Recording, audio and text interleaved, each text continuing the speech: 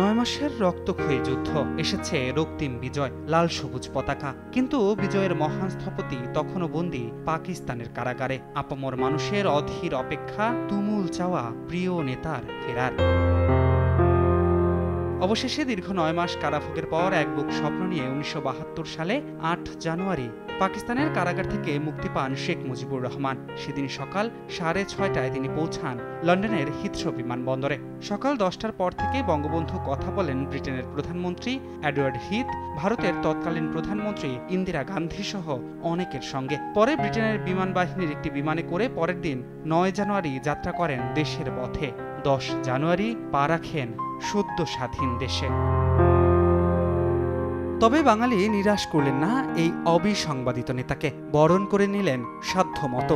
বঙ্গবন্ধু সেদিন দেশবাসীকে জানিয়েছিলেন অকৃত্রিম ভালোবাসা, কৃতজ্ঞতা।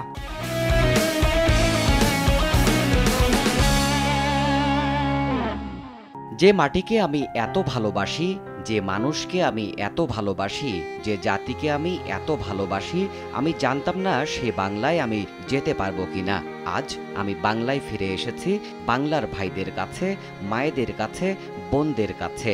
বাংলা আমার স্বাধীন, বাংলাদেশ আজ স্বাধীন।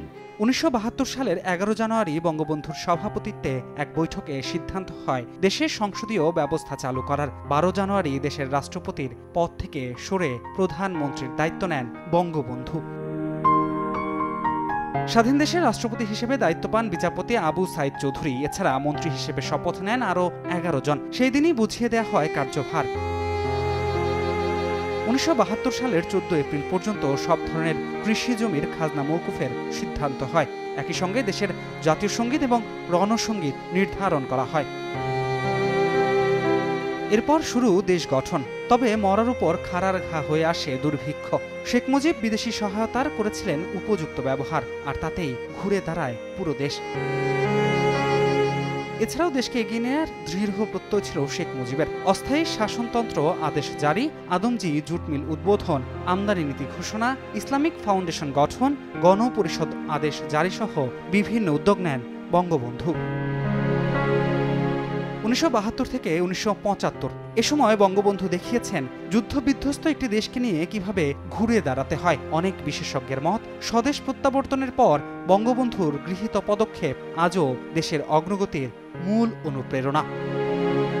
ধ্রুব ব্যানার্জি, সময় সংবাদ, ঢাকা।